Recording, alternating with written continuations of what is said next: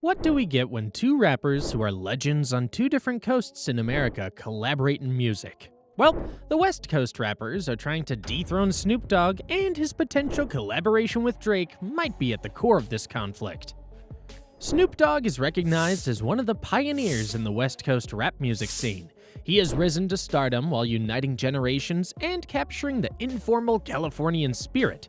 And then we have Drake, who hails from Toronto. He has been one of the most successful and influential artists of the last 10 years, frequently making the switch between rap, R&B, dancehall, and just about any other style doesn't seem to hamper his ability to stay mainstream.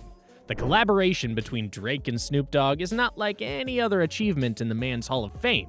For Drake, it symbolizes a chance for him to move to a new strata, a strata that is heavily tied to the West Coast. But here's the twist. It is not the type of change that everybody is happy to see in the country.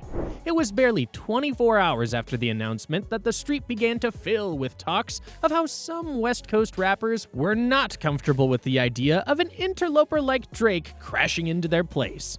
What should have been a historic collab turned into controversy overnight, exposing serious problems of culture, history, and the legacy of West Coast rap. From the late 80s into the early 90s, the West Coast shaped hip-hop music as it is known today through pioneers such as NWA, Ice Cube, Dr. Dre, and, of course, Snoop Dogg. This movement was centered on G-Funk, which was characterized by bass and synthesizer with an influence from funk. To the artists, this wasn't just music, it was a way of life.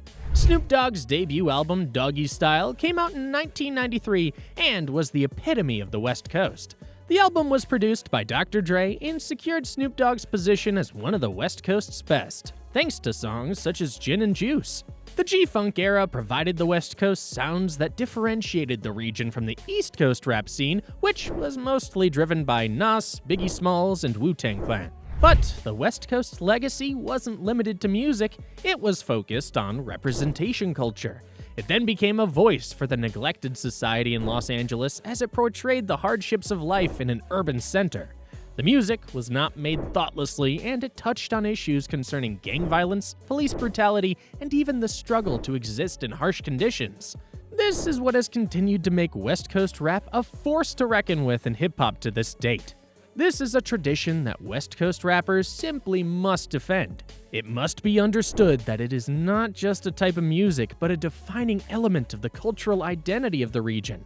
Hence, when Drake, a Canadian artist who nonetheless obviously originates from a different sphere, steps into this space, it sets off the age-old conflict about what the West Coast represents and what this image is worth. At the heart of this controversy is the territorial nature of hip-hop. From the very beginning, the genre has been passionately connected to the idea of place. The neighborhoods where one was raised, the city one belonged to, and the coasts where artists hailed from are not simple distinctions on a map. They are badges of honor that an artist carries with himself. Finally, in the 90s, the beef between the two coasts became one of the most memorable eras in hip-hop. The killings of Tupac Shakur and Christopher Wallace, better known as the Notorious B.I.G., were a grim illustration of what is at risk when friendly rivalry of gangs and individual enmity meet. And to the West Coast rappers who are now finding fault, this is not just about Snoop Dogg collaborating with Drake, it's about preserving the purity of the concept of the West Coast. The concern is that by working with Drake, Snoop is risking the authenticity of the West Coast sound. Drake, as an artist, is quite different from what hip-hop from the West Coast is typically like, in that his smooth, melodic tunes are intended mostly for commercial success. The major issue that some fans have is that Drake's inclusion into the loop threatens to overpower the West Coast sound, stripping it of its grittiness and uniqueness. But there is also the question of power. The West Coast boasts of some of the most active hip-hop artists who have positively impacted the culture. Drake's presence, however, is attempting to alter the equation. Being one of the biggest stars in the world, Drake's partnership with Snoop could very well take over the original artists from the West Coast. The concern here is that this collab will reduce the focus and relevance of the local talent and transfer it to a person who has nothing to do with the West Coast. Yet, these threats have not been a big deal to Snoop Dogg. In his time in the music industry, Snoop Dogg has worked hard and smart. He knows what buttons not to push and when to take a stand. Having gone through his fair share of beef and managing to maintain relevance throughout the East Coast-West Coast war and the ever-evolving rap genre, there is no doubt that at this stage in his career, Snoop has earned his stripes and does not need to worry too much about such issues. Sources who are in close contact with Snoop have said that he stands ready to push forward with this collaboration. Snoop sees this as a chance to offer something different to his fans, but also to help unite the two coasts. To Snoop Dogg, collaborating with Drake isn't about outsourcing the ownership of the West Coast sound, it was about embracing change. Snoop is no stranger to collaboration, and as a genre, hip-hop has been growing and transforming. The addition of production from another state represents an opportunity for the West Coast rapper to experiment further. From a strategic perspective, it is quite logical that Snoop has decided to collaborate with Drake.